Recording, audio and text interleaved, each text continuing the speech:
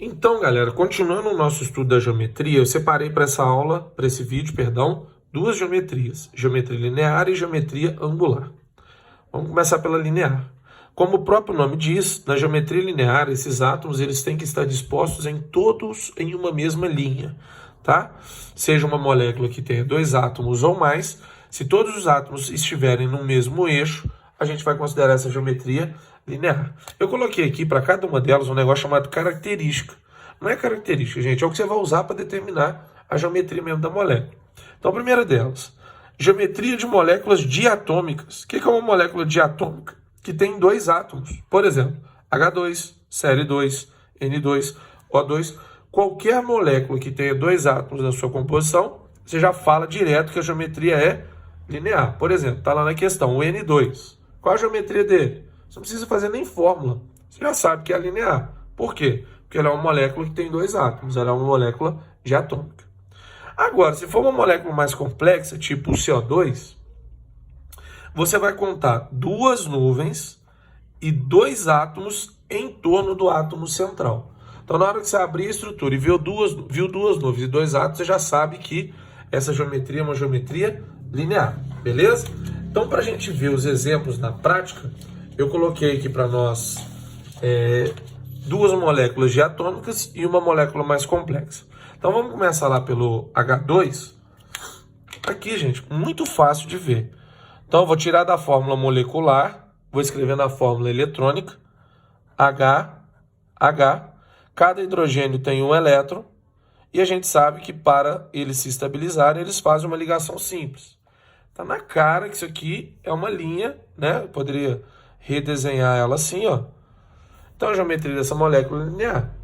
E para provar que não interfere aqui, se tiver dois átomos, o número de ligação não interfere, eu botei o nitrogênio.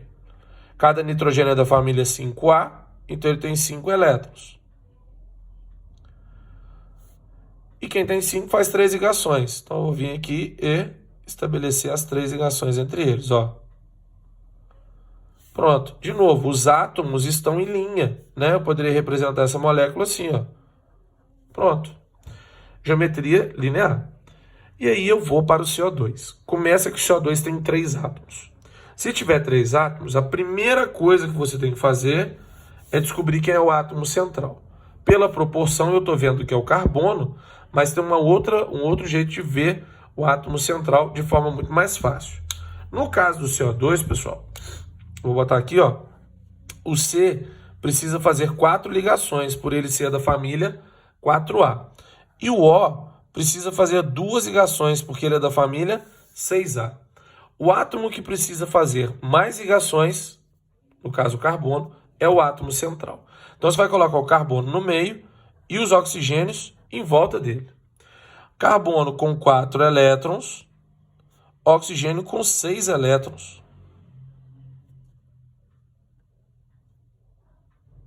Opa! Cada oxigênio precisa fazer 2 ligações, então eu vou vir aqui, ó, 1, 2, já estabilizei esse oxigênio. E aqui a mesma coisa, estabilizei o oxigênio e automaticamente, pessoal, você acaba estabilizando quem? O carbono, que precisava fazer as 4 ligações, né? Bases aí da ligação covalente. Aí você vai vir aqui, ó, esse é o átomo central. Você vai contar o número de nuvens eletrônicas em volta dele. 1, 2. 2 nuvens, ó.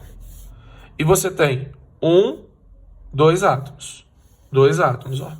2 nuvens, 2 átomos, está todo mundo na mesma linha, então a geometria dessa molécula é linear, tá bom? Ah, Gabriel, por que eu não conto esses elétrons aqui, ó? Eles não são pares de elétrons livres? Claro que não, não é no átomo central. Deu para sacar? Então, pessoal, a geometria linear tá aí, bem tranquilo, tá? Aí a gente vai para a segunda, que é a geometria angular. Como o próprio nome diz, eu tenho uma formação de um ângulo, aí ele aqui, ó, sobre o átomo central. Por que esse ângulo aparece e ela não fica assim? Quando eu olho aqui na geometria linear, não tem par de elétrons livres em volta do átomo central. Quando eu olho na angular, eu vou encontrar elétrons livres para gerar repulsão, o que vai acabar empurrando as ligações para baixo e formando o ângulo. Essa é a diferença da angular para a linear. Na angular tem elétron livre na linear não tem, tá? Mas aí vai ficar mais fácil. Pessoal, a característica, o átomo central é da família 6A na geometria angular. Pode, ó, 99,99% dos casos. Apareceu um átomo central da 6A, se tiver da ligação, é geometria angular. Estou falando isso porque você pega uma molécula igual a água, aí a gente já sabe que o oxigênio é o que é o átomo central, porque precisa fazer mais ligações, ele faz duas. Ele é da 6A. Se eu tiver que chutar, eu chuto na angular. Entendeu? É para isso que serve esse macete. Ou então você pode olhar, moléculas com 3 ou 4 nuvens em torno do átomo central e 2 ligantes, 2 átomos ligados ao átomo central. O lance aqui, pessoal, a gente poderia resumir par de elétron livre no átomo central. Você já sabe que a geometria é angular. Então tem ali a molécula de água, o oxigênio é o átomo central, ele tem 6 elétrons, e em torno dele a gente tem 2 hidrogênios. Pronto. Então vou ligar aqui, vou ligar aqui. Então na sua cabeça, isso poderia ficar assim, ó, e já estava resolvido o problema. Olha lá. E ela seria linear, certo? Pois é, mas tá errado. Não é assim, não. O negócio é assim, ó. Eu fiz um desenho em 3D aqui para tentar mostrar para vocês, olha lá. Não sou bom de desenho, não, mas deu mais ou menos para ver. Você tem um plano, pessoal, que está cortando a molécula. Isso aqui é o oxigênio, tá, ó. Aqui eu tenho um hidrogênio e aqui eu tenho outro hidrogênio. Esse plano está cortando a molécula exatamente no meio dos átomos, ou seja, a parte escura está para trás da folha, né, para trás do plano, e a parte branca está para frente do plano. Tá vendo aqueles 2 elétrons que a gente falou ali, ó, os 4 elétrons, perdão, que estão sobrando? Como que eles se posicionam na molécula de água? A gente tem 2 vindo para frente da molécula de água e 2 indo para trás. Então, ó, esse aqui está para frente da folha e esses 2 estão para trás. Então, na verdade, eles não ficam assim. A molécula de água, isso aqui está errado, ó. A molécula de água, ela vai tender a fazer isso, ó. Elétron para trás, elétron para frente, hidrogênio sendo empurrado para baixo por causa da força de repulsão.